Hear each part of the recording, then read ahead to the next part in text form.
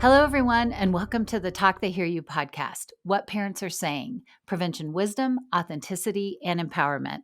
I'm Debbie Burnt, Director of Parent Movement 2.0, and I'll be your host. Today, we are talking to Dr. Emily Klein. She's a clinical psychologist and assistant professor of psychiatry at the Boston University School of Medicine, and the director of psychological services for the Wellness and Recovery After Psychosis Clinic, also at Boston Medical. She is an expert on early intervention in psychosis and the needs of families dealing with mental illness, substance use, and addiction. Her research focuses on mental health access, treatment outcomes, and family communication. Dr. Klein recently published a book entitled The School of Hard Talks: How to Have Real Conversations with Your Almost Grown Kids, which is accompanied by a free e-learning module that covers much of the information in the book. Before we jump into the interview, I just wanted to report to our listeners that I tried the technique Dr. Klein describes in this episode right after we finished recording. It worked amazingly well. Dr. Klein recommends just trying it to see what happens. She says you might be surprised, and she was right. I was talking to my 19-year-old about finding a job this summer. The conversation started out a little rocky, but as I got more curious instead of monologuing about everything he should be doing, we ended up in a conversation. We talked about how he looks at life and how to factor that into his thinking about work, and he shared some things he was feeling embarrassed about in his job search so far. Finding myself in a real conversation with my kid felt so good, and he seemed to feel less stuck as well. So don't hesitate to try motivational interviewing with your families today and enjoy our conversation with Dr. Klein. So welcome, Dr. Klein. How are you? I'm great. Thank you so much for having me on. Oh, you're so welcome. We're really excited to talk to you today. But real quick, we always ask all of our guests if you're a parent, and if you are, how old your kids are, if you don't mind sharing, just so we know where you are in the parenting cycle. I am. So I have a 7-year-old and a 4-year-old, and I wrote a book about teenagers. So everyone is welcome to call me in 10 years and ask me how my advice is sitting with myself. That's awesome. Okay, but let's talk about that book. In it, you cover something called motivational interviewing. So tell us what that is and why parents might want to know something about it. Yeah, so motivational interviewing is an evidence-based therapeutic practice. It's not like a worksheet that you do or a particular intervention. It's a way of talking to people about making changes in their behaviors. And it was developed a long time ago, back in the 1980s. Two psychologists who were working in the field of substance use counseling, named William Miller and Stephen Rolnick, found that they were having a lot more success when they talked to people who were ambivalent about making changes in their substance use using this set of kind of communication practices. And so it's something that I learned in graduate school. And then I entered the field and started practicing with my own patients and just found it tremendously useful. And so it's a way of speaking and interacting with clients or patients. Mhm. So, what's the crossover then to parents? Why would we want to be using it? So it's really a way of talking about change. Okay. More than anything else. It's a way of talking about change. One of the basic principles is that when we think about making changes in our behavior, and this isn't just people with addiction, it's not just people with mental illness, it's literally most of us, we feel ambivalent. We might want to make a change. We might not be totally happy with what we're doing. We might recognize that, oh, it would be really good if I quit smoking. It would be really good if I drank less. If I'm a teenager, it might be really good if I went to bed earlier or looked at social media less, made those kinds of changes. But there's a reason that we're doing things the way we're doing them, which is that on some level, it's working for us or it's helping us cope. So we all feel this ambivalence. I want to change, but it's going to be hard, or I'm not quite convinced. There's a reason I haven't done it yet, essentially. And so, as you can imagine, really, really useful for talking with people with substance use problems. But I've also found as a parent and just as a clinician that even when I'm working with clients who don't have substance use disorders is a very helpful way of talking to people about making changes in general. Even if somebody doesn't have a substance use disorder, as their therapist, I might really think they would benefit from getting more exercise, getting better sleep, taking medication every day instead of just once in a while when they remember to. And it's a useful way of talking about those kinds of behaviors, a really wide range of behaviors. And I was working in a clinic with mostly young adults because it's been my specialty for a while. And the parents would call me up between their kids' sessions and say to me, hey, I think this is going okay, but how do I get my son or my daughter to join us at a family wedding this weekend? How do I get them to take a shower? How do I get them to do the dishes? Normal family concerns, nothing that's really specific to therapy at all. And I just found myself kind of offering this just spontaneous coaching to parents saying, well, here's how I would approach it. I would come in and I would ask a question, and I was describing to them motivational interviewing. And I realized it was so helpful to parents that I created a curriculum and have been teaching this to parents of teenagers and young adults who are struggling with mental health problems and substance use disorders for the majority of my job. So many things that you just said stuck out in my mind. Everything from we do all kinds of things either mindlessly or without thinking about it very much because on some level it's working for us, and so that's an interesting concept just in and of itself. And then we definitely want to talk about substance use here in a minute, but this whole idea that parenting is hard, you are living with these other humans that you are also supposed to be kind of influencing and directing, and then you need them to be a part of this community that we're calling family and kind of pull their weight. Let's just use that example of getting the kids to do the dishes. How would you approach that from a motivational interviewing standpoint? Yeah, so great example. And I'm remembering right now a mom who was in one of my research studies, and this was specifically her problem. She was working nights as a nurse, and when she would get home from her shift, she was so tired and she would see a sink full of dishes and it would just enrage her. Understandably, I think we all go through that as parents and in family life. So, what motivational interviewing wouldn't do would be to jump right in with either kind of incentives like, oh, you're not motivated, so I'm going to, take away your phone if you don't do it, or pay you $5 if you do it. That might end up being part of the solution. I'm not ruling it out, but that's not where we start.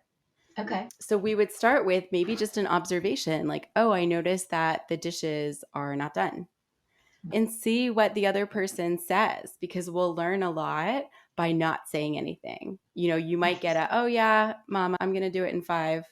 And then it's like, okay, great. Or you might get a more defensive reaction like, oh, everybody in this house is always on me. That kind of stereotypical teenager. Or you might get, I just have so much homework to do and I just, I didn't get to it. And that's a different reaction. So even in just not saying anything and making that observation, I'm kind of taking a beat to learn about what might be getting in the way. And then I might ask a question like, well, what do you think is getting in the way? and try and learn more about that. And here's the hardest part to do is that if I get resistance, I don't necessarily get super confrontational about it right away, or I try not to. Instead, I try and roll with it by offering a reflection. So if the person says, I've got way too much to do, I might say, oh, you're really busy. You're overwhelmed today. And then it kind of puts us back on the same team and helps that person feel understood so that they might be a little bit more willing to engage in problem solving with me. And the problem, the dishes still need to get done. They do. How do you problem solve from, I'm so busy, I'm overwhelmed? Any thoughts? Well, I think that as parents, when we hear our kids either acting out and being disrespectful, we have one immediate reaction, which is like, you can't talk to me that way. And that's true. I don't mean to undermine that. I don't want my kids to talk to me in a disrespectful way. I really don't like that. And then when we hear them in distress and they say, I'm overwhelmed, I can't do it, we have a different reaction, which is like, let me fix that for you. I mean, not everybody, but I think these are Right. pretty typical. Right. And so, but of course, the dishes do need to get done. I try to sit on both of those reactions and just learn more about the problem as the other person sees it.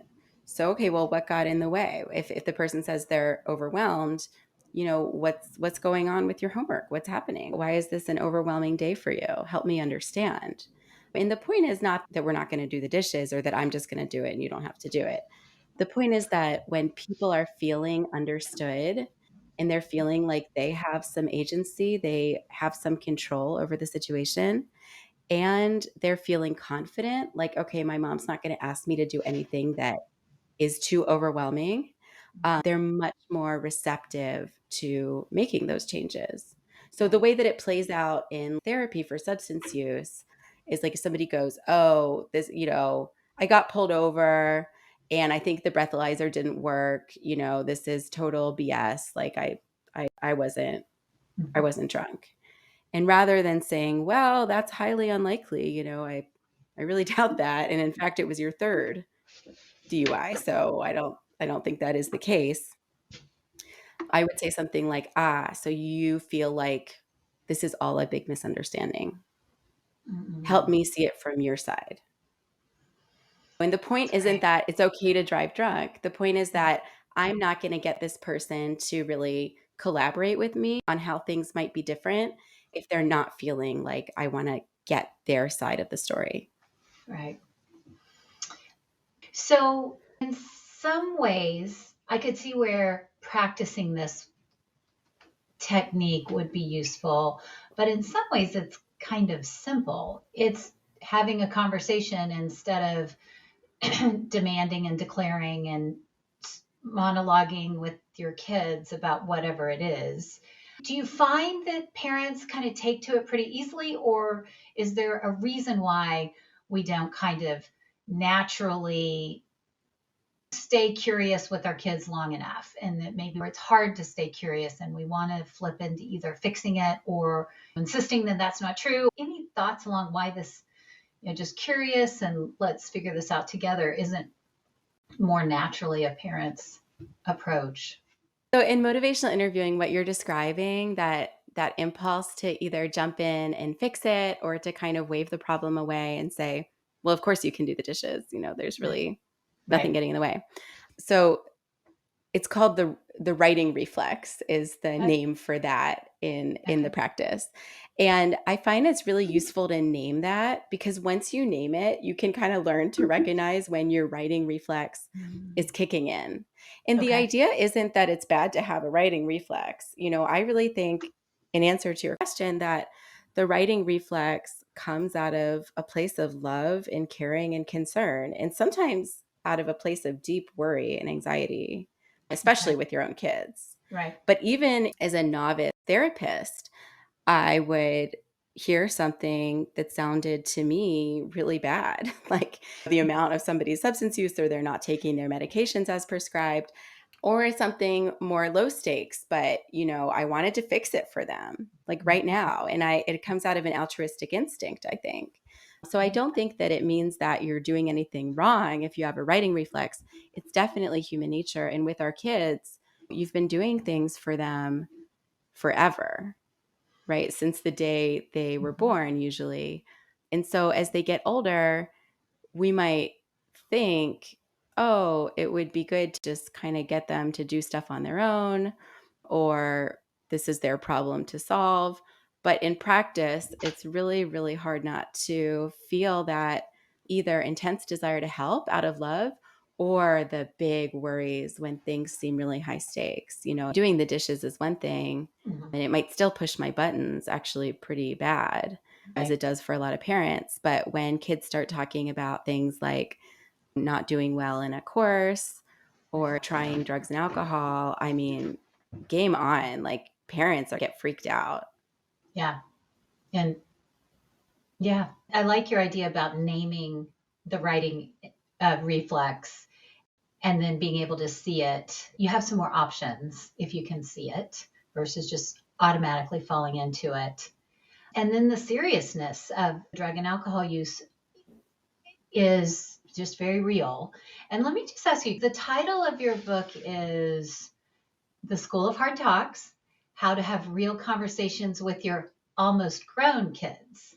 So is almost grown because these topics do get more serious as they get older? Both, because the topics get harder and more serious, bigger kids, bigger problems Yeah. is what we say in adolescent mental health.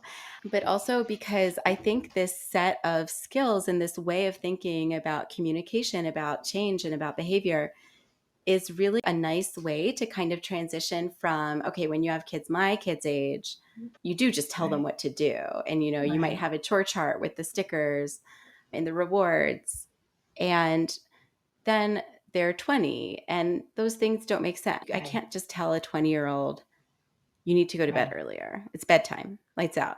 I don't have that kind of influence. And so I think that these skills are a nice fit for parents of all those almost grown kids Mhm. because you're transitioning the relationship in those Right. years. You're going from a relationship where the parent really is calling most of the shots. Though, of course, if your toddler's having a meltdown in the grocery store, it doesn't feel like you're calling the shots. So even then, children do have agency and they don't just listen to us all the time. So, But you go from feeling like, okay, I pretty much call the shots to being like, whoa, I'm not calling any of the shots. And I right. don't really know how to communicate with Right. my child in a way that doesn't elicit, defensiveness or I'm too old for this or don't talk to me about this. I'm going to do it my own way. Right. I really like that. And I don't even think we have to wait till they're 20, right? Right. Middle school and certainly ninth grade, 10th grade, 11th grade, where they're not wanting us to tell them what to do. And, that's even a zone where as parents, we really still have a lot of guiding that we need to be doing, whereas when they get to 20, it's really more, they're adults at that point in time. So then it's really is their decisions on what they're doing and not doing. Yeah. Really Even want with my kids were like kind of wrestling on the couch and having a good time. And then the bigger one got a little too rough and the little one was crying. to. And I had a nice moment just yesterday and she's crying. And, that writing reflex instinct is to rush in there, pick up the little one and scold the big one. Right, Right. right. And I kind of resisted that. And talking to the older one, I said, okay, it looks like things got a little too rough. What do you need to do to make it right? And Mm. he knelt down. He checked in with his sister. He said, are you okay? He rubbed her back. Oh my And they gosh. picked a different game to play. And so even I think younger kids, in my household at least, it kind of works. Yeah. Sometimes they're responsive to that feeling of, oh, my mom thinks I have good judgment and wants me to kind of Right. make good decisions. And you're really asking a question that you want an answer to, and you have to really listen to that answer. You are really listening to your children at that point in time versus just fixing things. Did I read in your book a line that says, when you listen, they listen? Yeah. Yeah, exactly. Because the point of the book isn't to just let them do what they're going to do and say, oh, they're 12, Right. they're making their own decisions. It's Right. time to let go. I do think that it's better for kids when we can guide them. And I want them to listen to our advice. And I want them to, not use drugs and alcohol. I want them to do the things Right. that are healthy for them. Right. But the point is that if you want to maximally have that influence, Mm-hmm. sometimes your best way to get there is by listening really carefully to their concerns and their perspective. That's awesome. When we read when you listen, they listen, everyone on the Talk They Hear You team was like, oh my God, it's such a perfect adjunct to talk, they hear you, right? When you listen, they listen. It's just really kind of adjunct. We hope our listeners are seeing the value of that too and why we would want to be talking to you. Okay, so I think you had 3 go to phrases in the work, and I think we've heard some of them. But would you give us some more examples? And let's go ahead and kind of switch into the drugs and alcohol topic specifically. And you've done that as well throughout, but pick a scenario and tell us how you would work through it. All right. Well, I think I live in a state where cannabis is legalized, but I've been traveling around and it's on everybody's mind. So maybe we should talk about cannabis because I think everyone's thinking, what should I be saying to my kids Perfect. Agree. about marijuana? Can you give us different scenarios where maybe a child is already using versus a child who isn't using and we just want to have a conversation about drugs and alcohol or cannabis in particular? Because I think both are Sure. important. Yeah. So let's start with the latter because it feels a little more low stakes for people and it's Okay. it's very in line with the Talk They Hear You Right. campaign, which seems really prevention oriented.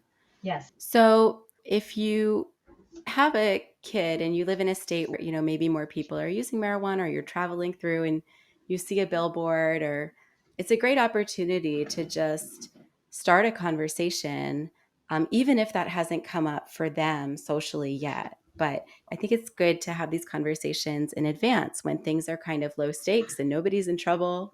We're just talking to talk. There's so many opportunities, at least where I live, there's tons of cannabis stores, there's billboards on TV, there's plot lines where people are using, or you could just bring it out of the blue. It wouldn't be the weirdest thing to do. But rather than start with a monologue about how bad marijuana is, I recommend just trying approaching with a question. So you might want to say something like, so what are you hearing about marijuana, or what do your friends think about it? Nice. And just listen to what your child says. You'll learn a lot. You might hear something like, oh, yeah, everybody's using it. The bathroom smells like weed at school. Or you might hear something like, oh, yeah, I don't know much about that. So those are two different scenarios. But whatever you're getting back, you want to try just doing a reflection to show that you're listening. Okay. So in the scenario where your child is saying, oh, yeah, kids are definitely using it, the bathroom smells like weed, I think a lot of us panic when we hear that as parents, and might want to say something like, well, it's really bad and I never want you to do it, which is fine. And again, I think you just have to save it for later in the conversation because, again, when you listen, they listen. So I think you might say something like, just to slow down the conversation a little bit. So a lot of kids are using, and see what else they say. Just do those reflections, keep it short and sweet, and try and get them talking in a non judgmental way and ask questions, do reflections. And then when you sense that you're having a good conversation and they're feeling understood, then I think it is important to convey your own values around it, which is to say something like, well, yeah, it sounds like this is going to keep coming up for you. It already is. My own advice is that I really don't want you using it until you're much older because, it affects teenagers' brains or it actually can lead to addiction, which a lot of people don't know, or it can lead to mental health problems. I gave some of my own reasons there, but if I were actually having this conversation with an adolescent, I might tie that because part a little Yeah. more closely to something I know about that person, if that makes Interesting. sense. Yeah. So if Right. they're on the soccer team, I might Yeah. say, well, I really don't want you to use it until you're much older because it can affect your brain. And also, it might get in the way of your eligibility for soccer. Got it. And then ask them, what do you think about that? Yeah. Just to keep that conversation going. It doesn't have to go all day. This Right. isn't an interrogation tactic, but to really have it be a two-way conversation where I'm making my expectations clear, but I'm also interested in their perspective and we can have a conversation about it. That's great. And sticking in the lower stakes topics category, if your child comes to you and says, what is that billboard? Or when we go to a party, why are there adult drinks and why are there kid drinks? Why can't I have the adult drink? Do you want to start asking questions back to them in that scenario too? Or would you just answer the question and move on I to would the answer the next? question. Yeah, I Yeah. wouldn't be cagey about it. Okay. With my own kids, I say alcohol is not good for kids' brains, and we just leave it at Okay. that. And so far, they accept it. So almost even not over explaining, just answer the question and see if they have more questions. Yeah, I think that's a good idea. Right, because you don't want to overly focus on it and bring their attention to something that otherwise might be not that big of a deal to them. Right. Right, because it's a good example. Like, what were those things with the smoke that Aunt Jenny was? I saw her in the yard. You could just say something like, "Oh, she was smoking a cigarette. It's not very good for kids. Kids Right. aren't allowed to have them." Move on. Yeah. If they have more questions, they'll ask you. Yeah. I guess I could see myself launching into the 3-minute diatribe about cigarettes or vaping, or either how it's so bad for them, or I'm not sure why Aunt Jenny does it, or it could go on forever, which right now I'm thinking the situation may not require that. It might not. I mean, again, I was just reviewing some of the research on this, and there's these really interesting studies out of the Netherlands. And in the Netherlands, they do these like huge population studies Yeah. with thousands and thousands of families that I could never imagine doing in Right. America. Like, people just don't have that level of trust with like, sure, I'll answer questions about substance use in my family. So, but it was really interesting because it was thousands of families. So it's big survey data, which can tell us a lot. It's more reliable than our sort of one off impressions. Yeah. And they were looking at predictors of adolescent tobacco use, alcohol use, and cannabis use. Okay. And there was two major predictors in the studies that I read. One was whether the teenagers in their surveys described their parents as warm and supportive. That Okay. was one. And the Okay. other was whether the teenagers said, my parents are okay with it if I use alcohol, tobacco, or cannabis. Wow. Those were the two main predictors. And I'm like, that's pretty simple to implement, actually, all things told. I mean, you can just tell your kid, hey, you're not allowed to do this. Yeah. You don't have to make a capital case out of it. But if they know that, they're less likely to try it. Yeah. And it's funny thinking about that as a parent, that might not be exceedingly clear to our kids, that we're not okay with it, right? Yeah. I mean, I think that it's very cultural, right? Like, some Right. families do have a more, you're allowed to try it once, or you're allowed to use it a little bit if I'm in the room. Or for parents who are struggling with substance use themselves, it can be Right. really hard to implement rules that your kid can see that you're not following yourself. Right. So there's all kinds of reasons why people might struggle to convey those messages. But if you're able to, I think it's Right. kind of an easy and very healthy thing to do, just to say, hey, by the way, in case you're wondering, you're not Right. allowed to do that. Right. Well, and I think too, in all of the legalization states for marijuana, I don't think parents think about that there is this community message just by the fact that we legalized, that the community is okay with this, and that our kids may just assume we are too if we haven't really said anything about it because they legalized it. So it seems like everyone is tacitly okay. I don't know. It becomes much more like the conversation about alcohol, Yeah. really, at the end of the day. Because yes, it is legal for adults, and no, you're not allowed to do it. Right. Right. Right. So I want to get your opinion a little bit on modeling, because I think as parents, and especially of high school kids, we get more timid about telling them, in particular, not to drink. And a lot of us are drinking ourselves. So, do we just have to stop drinking as parents of high school kids? Or is there anything that you would say about modeling? And is there any connection between what we model and motivational interviewing? I don't know what it would be, but is there any crossover there that we should consider? Interesting. I mean, I don't think that we need to completely abstain from substances ourselves in order to set some expectations with kids. That Okay. said, of course, a lot of kids do drink. I Right. can know that. I can say to my child, I really don't want you to, Right. and know that it's likely that they will, Right. right? I can know those two things at once and still have questions with them for them, like, yeah, what do your friends think of alcohol?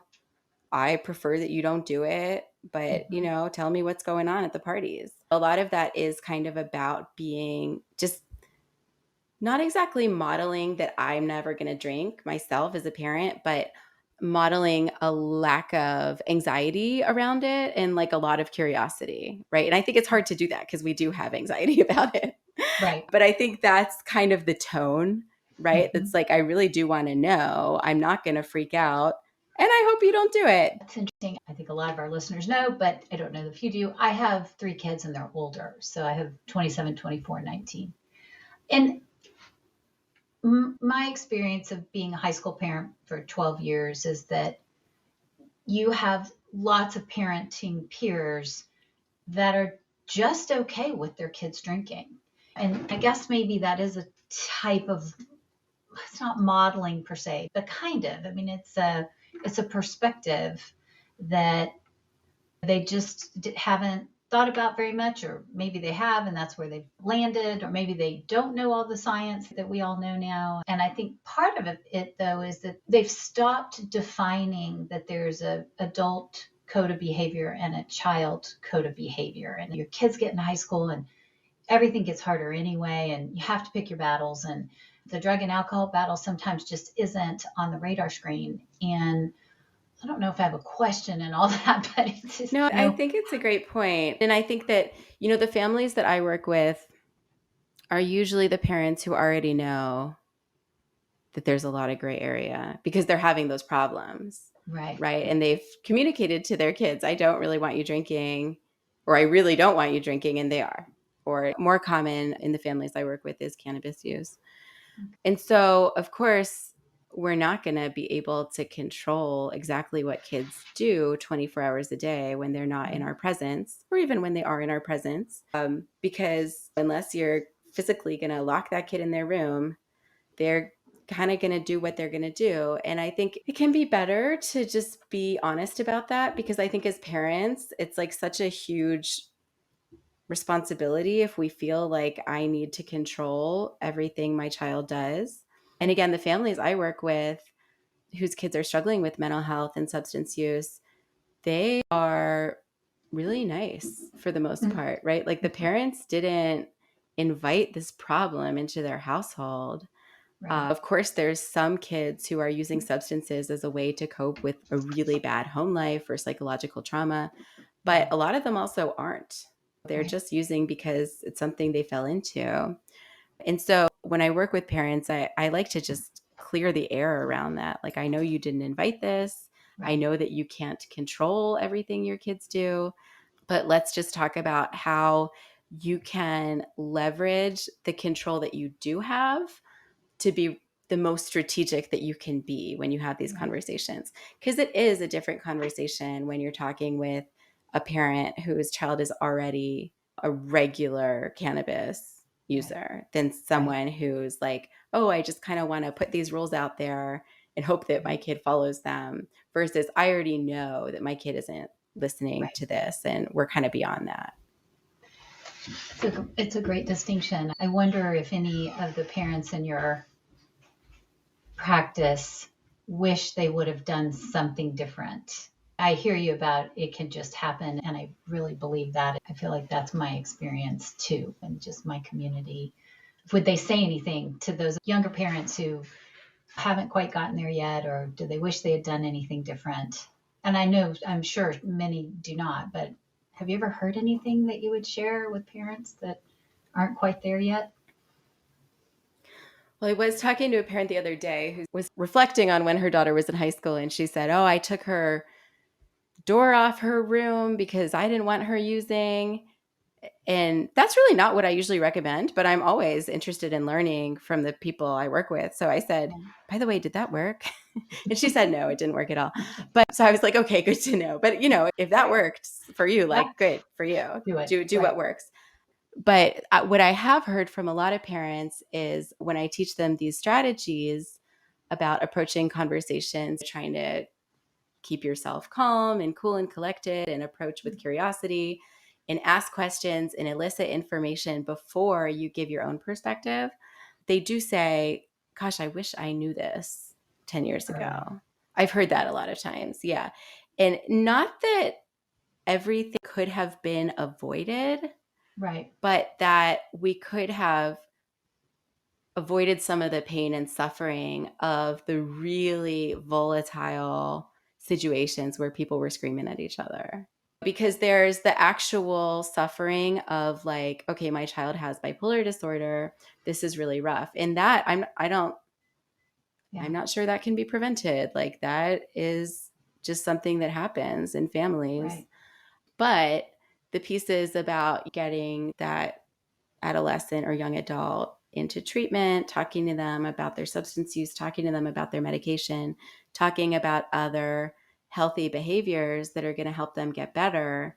I think a lot of the parents I talked to were like, oh, I wish I had known this. Like I could have really Yeah. avoided some of the uglier situations that we found ourselves in. Makes so much sense. In some ways, it kind of goes without saying, right? If our communication is more effective, life is just going to be better in every possible way.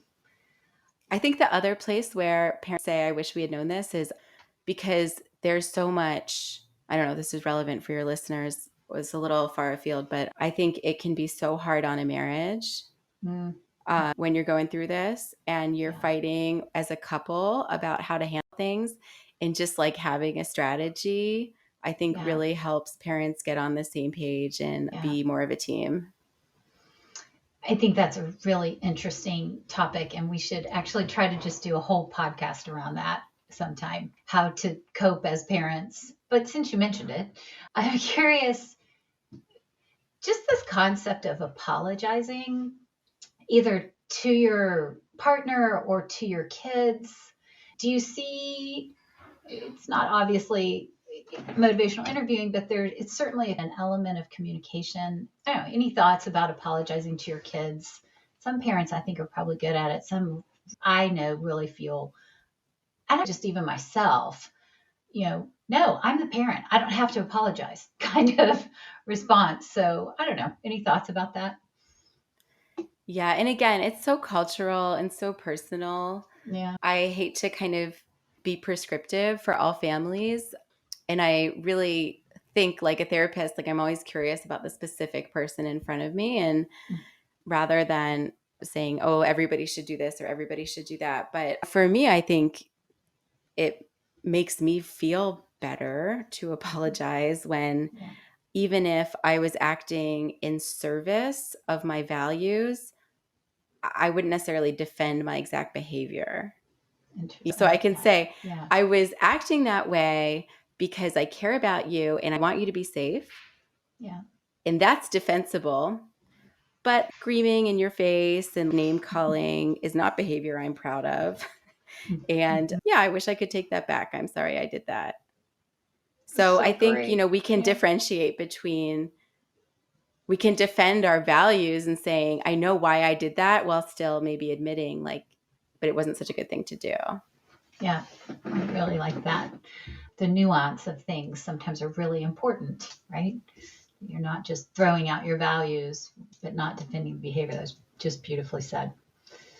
So I do love that writing reflex. And you've talked to us about approaching our kids with curiosity and reflecting back to them. Is that really all there is to it, or is that just the tip of the iceberg, or where would we start if we wanted to start tonight, and even more about your personal use of it? So I'll get myself in trouble if I say that that's all there is to it, because the people who really do motivational interviewing as their primary practice as like Right. therapists, they really train in this and there's a lot of nuances to it. But what I found is that from my working with parents, that those are really the three main pieces to it. And also just to make sure that you're doing those things, the asking questions and reflecting back what you hear, and then transitioning into problem solving. A lot of it is just the skills are not complicated. It's just kind of the sequence is a little Mhm. bit different for people. So Mhm. when your child is having a problem or faced with a dilemma or engaging in a behavior that makes you nervous, ask them questions about it, repeat back what you heard, ask them, so what could you do to change this? and then say, can I give you some advice? And that's kind of like my cheat sheet to an MI, a motivational interviewing guided conversation. And most of the parents who were in my studies actually were able to master that after a few sessions of coaching, which was very cool. But if parents want to try just one thing, Yeah. I think the reflections are really interesting for people because it's very non-intuitive to just repeat back what you heard. But there's tons of opportunities to do it. And sometimes I'll work with parents and they're a little skeptical. And then I say, just do me a favor and try it once. And they come back with all kinds of amazing stories about like where the conversation went next when they tried a reflection. So it could be something really low stakes, like, oh, I have this test on Friday. It's going to be so hard. And instead of being like, whoa, what's going on? You need to study. You're not studying enough. Is this teacher not grading fairly? To just take a breath and say, oh, it sounds like you're a little stressed about that. Or, wow, you have a tough exam coming up. And just see what happens when you just repeat back what you heard and then stop talking. Because usually it feels really good to be on the receiving end of a reflection, and that person will keep talking. It's fantastic. Any other recommendations on how to make yourself stop talking as a parent? I love the premise of your question. No, it's really hard. And sometimes it's hard to just ask a question and stop, or do that reflection and stop, because you feel like you're not in control of the conversation. Mm-hmm. And since I'm assuming just parents and not teenagers listening, I feel free to say that teenagers sometimes be jerks. Right? So sometimes they're not so nice to talk to, and they make you feel foolish for trying to engage with them, or they roll their eyes at you. And so I think a lot of parents have kind of like a learned helplessness around it. All I can say is try to make peace with that vulnerability and give it a shot. I like that. That's a beautiful way to end. Thank you so much. And again, just to say it out loud, when you listen, they listen idea, I just think is a really powerful frame to add to our parenting, and to see how we can get ourselves in that state of listening more and coming with curiosity, reflecting back, asking if they have any ideas how to move forward or solve a problem, and then ask if they want advice. It's actually quite inspiring. I have a 19-year-old at home right now, and we have some stuff to talk about. I can't wait to go try it here in just a few minutes. Give it a shot. Good luck. Yeah, thank you so much. We want to remind listeners the Talk They Hear You materials, including this podcast, can be found on the Talk They Hear You website. That's talktheyhearyou.samhsa.gov. All spelled out, Talk They Hear You, no spaces, .samhsa, which is SAMHSA.gov. Please share this site and this podcast with your friends. The more we can be in conversation with each other, the better for everyone, especially our kids. Also, we would like to hear from you. Would you like to be on our show? Do you have any stories to share, or tips or techniques that have worked or not worked for you as a parent? Do you have any questions for us, or any feedback on topics or improvements of any kind? We know your input will help us design the most useful interviews possible. Please contact us at whatparentsAreSaying@gmail.com for any of this. Again, all spelled out, whatparentsAreSaying@gmail.com.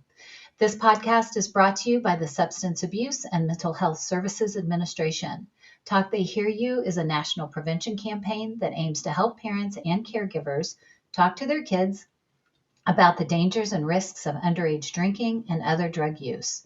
As a reminder, the views expressed here are not necessarily those of SAMHSA or the U.S. Department of Health and Human Services. Thank you all for joining us, and we'll see you next time.